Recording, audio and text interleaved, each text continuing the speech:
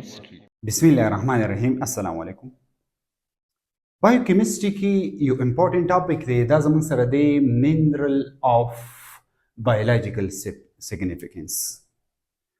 موږ به mineral وایو او د دې mineral به biological significance یعنی په باډي کې د دې څه امپورټنت رول دی اهمیت څه دی اول mineral وایو بیا د دې امپورټنس وایو Mineral are naturally occurring inorganic substances with specific chemical composition and structure. Mineral زمنګ سره دا naturally قدرتی occurring دغه شوی دي اکر شوی دي inorganic substances دي او د دې یو سپیسیفیک کیمیکل کمپوزیشن دی دا یو سپیسیفیک دغه نه جوړ دی کیمیکل کمپوزیشن دی اینڈ سټرکچر او د دې سپیسیفیک سټرکچر دی د هر یو مینرل یو خپل کیمیکل کمپوزیشن دی او کیمیکل سټرکچر دی خو دا ان ارګینیک mineral are very essential for life mineral چې زموږ سره دي نو دا د لایف لپاره ډیر انتهایی امپورټنت دي ډیر انتهایی اسنشل دي نو د دې د وجې نه دې ته essential mineral ویل کی دا خبره یاد ساتئ and they are need for living organism and do not synthesize by them mineral زموږ سره naturally occurring inorganic substances دي چې دا زمونږ سره څه کوي د دې به یو خاص سټرکچر وي او یو خاص کمپوزیشن وي خو دا منرل په لایف کې ډېر زیات امپورټنس دی خو دا منرل چې کوم دي دا زمونږ سره منګه د پلانټس او د انیمل نه حاصلو خو زمونږ باډي دغه منرل نشي پریپیر کولی دیز منرل آر کارډ اسنشل منرل دی منرل دا چې کوم منرل زموږ سره ان ارګینیک سبستانسز دي او موږ یوز کوو د پلانټس په ذریعہ باندې د انیمل په ذریعہ باندې موږ خورو دا موږ خورو د فود په ذریعہ باندې دا زموږ باډي ته ملاویږي نو سو اټ از کارډ اسنشل منرل د اسنشل منرل ویل لکه فار ایگزامپل آیرن زنک کیلشیم فاسفورس سلفر سوډیم کلوراید کاپر میګنیشیم آیوډین کرومیم فلوراید منګانیز دا ټول زمونږ سره داسې منرل دي چې د منرل ته اسنشل منرل ویل کیږي ځکه چې زمونږ د باډي لپاره ډیر اسنشل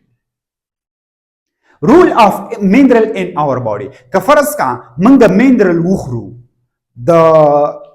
د فود په ذریعہ د پلانټس نه یا د انیمل نه د دې منرل په باډي کې څه رول دی په هغه باندې باس کوو they regulate blood pressure دا څه کوي blood pressure چې کوم دی هغه ریګولیټ کوي یعنی زمونږ په باډي کې چې کوم بی پی ریګولیشن دی دا څوک دا منرل دا څه کوي دا ریګولیټ کوي بل زمونږ سره چې زمونږ باډي کې کوم فلوئډ دی یا که زمونږ په باډي کې چې کوم الکترولایټ بیلنس دی دا راولي سو دا منرل که فرض که دا منرل موږ ونخورو د فود په ذریعه باندې نو زمونږ باډي به بیا د ډفرنٹ پرابلم سره سوي مخامخ وي بون چې کوم هیلث دی دا هم راولي بون له هیلث ورکول دا منرل ورکوي میکینګ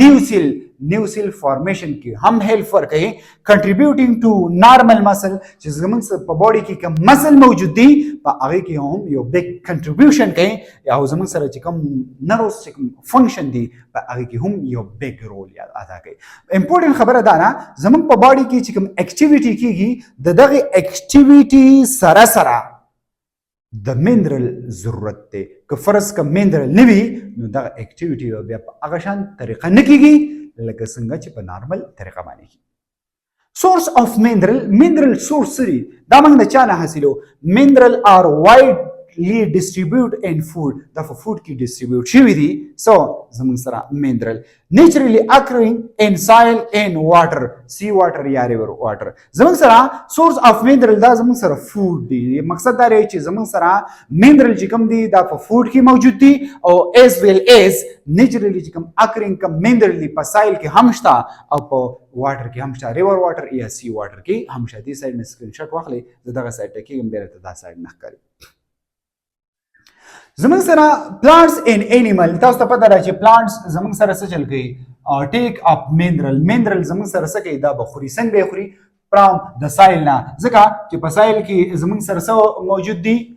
پلانټس موجود دي نو د دې سایل نه به دا پلانټ چې کوم دی دا منرل ټیک اپ کوي چې کوم منرل په څه کې موجود دي په سایل کې موجود دي بیا او animal get mineral from the drinking of water and eating of plants is a food animal به څنګه حاصلې plants د ځمکې نه mineral راواغسته get up کوم بیا دغه plants منګه خورو is a food او یا منګه اوبه استعمالو د اوبو په ذریعہ باندې منګ ته څه ملاويږي منګ ته mineral ملاويږي دا خبره یاسه we receive منګه receive کو these mineral from both plants and animal in our diet like for example منګ چې کوم food خو منګ چې څومره خوراکونه کو دغه خوراکونه یا به plants وي او یا به animal د plants او د animal نه په مختلف قسم خوراکونو کې ډایټ کې موږ منرل حاصلو ځکه چې موږ دا خورو plants خورو animal خورو په دغه plants animal body کې منرل موجود دي دغه منرل زموږ باډي ته راشي او دا منرل به زموږ په باډي کې ډیفرنٹ فنکشن ادا کوي ډیفرنٹ رول ادا کوي ټایپس اف منرل وای ټایپس اف منرل زموږ سره مین ټو ټایپس سو ټایپس مین ټو ټایپس سو ټایپس ټو ټایپس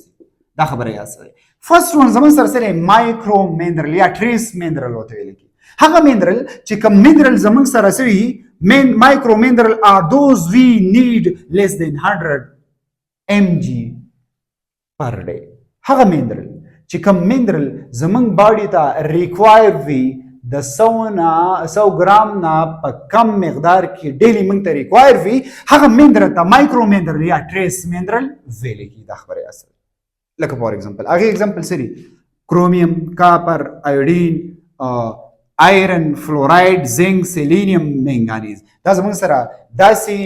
منرل دي چې دا منرل ډیلی روزانه موږ ته د 100 ګرام نه کم پکار دي لیس پکار دي لیس نیډ دي باډي ته ځکه دې ته مایکرو منرل ویل کی مایکرو منرل مقصد دا نه دی چې مایکرو سمال مقصد نه دی مقصد دلته دا دی چې موږ ته په 100 ګرام نه په کم مقدار کې ډیلی موږ دا څه کوو ریکوایر دي دویم نمبر زموږ سره کم منرل دی هغه ته ویل کېږي مایکرو منرل مقصد د دې ډیفینیشن الټا وکړي لکه هغه منرل مایکرو منرل دوز آر وی نیډ مور دین 100 ګرام پر اډے چې د 100 ګرام نه موږ باډي ته سیوا ریکوایر وی ډیلی وره خبره کوم نو دسی منرل ته موږ څه وایو